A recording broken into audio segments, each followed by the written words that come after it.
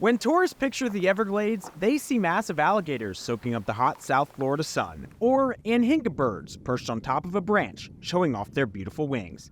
But what many Floridians picture are big bags of cash. That's because each year the ecosystem generates billions of dollars for the state's economy and supports hundreds of thousands of jobs. A lot of Floridians make a living out of this, and we all are sustained by the Everglades, both from a natural resource perspective, the water that we drink, to the economy that makes our life here possible. One of the largest economic drivers is tourism.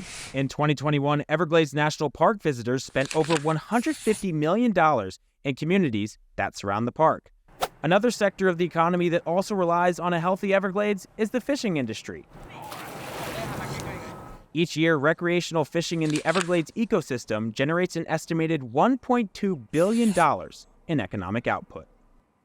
The recreational fishing industry here in South Florida is larger than the agricultural industry from a revenue-producing perspective. And more than 2 miles below some of the rivers and streams where these fish live lies one of the most lucrative natural resources on the planet, oil. But for decades, oil extraction and exploration in the Everglades has faced strong opposition from many. So our job is to make sure that we manage these activities to minimize the impact. Oil and gas is one of those activities that we have been engaging in long before the National Park Service became the steward of Big Cypress National Preserve.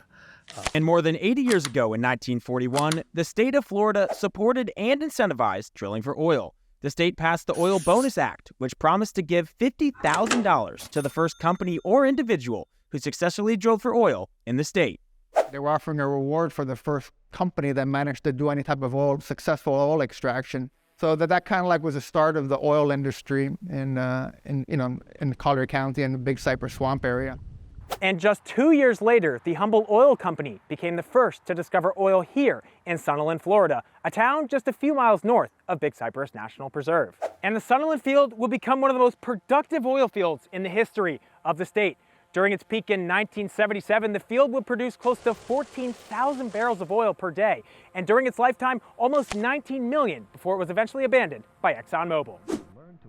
Oil exploration in the Everglades took off. People from all across the country flocked to the Sunshine State to look for liquid gold. The next big discovery would probably be in 1972. It was the Big Cypress oil field. And 2 years later in 1974, Washington and Tallahassee announced plans to buy more than 300,000 acres of private lands to create Big Cypress National Preserve. But the federal government wanted to save money, so they bought the rights to the land above the surface, but allowed sellers to maintain ownership of the minerals underneath the surface in the preserve. It was a lot cheaper just to buy the surface rights instead of the mineral rights, because that would add dollars to the cost. And as a result, the preserve hired a minerals management specialist to oversee all the oil extraction and exploration within the preserve. So what we do is that we work closely with that private mineral owner to make sure that when they engage in activities to extract the mineral, that is compatible with the purpose of the preserve, which is to protect that natural essence, that natural value that it offers. Since the establishment of the preserve almost 50 years ago, many have called on leaders to end oil drilling in the Everglades once and for all. Local officials across South Florida strongly oppose new exploration because of how important the Everglades is to the economy. They're not looking at the big picture. They're looking at profits. What they're not looking at is the benefit of the Everglades to all of the people that live here.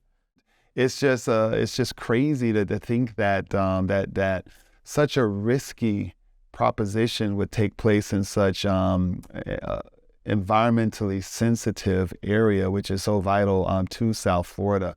Across the nation, oil drilling is an issue that divides politicians and political parties. But in Florida, ending drilling in the Everglades is one of the few issues that has strong bipartisan support.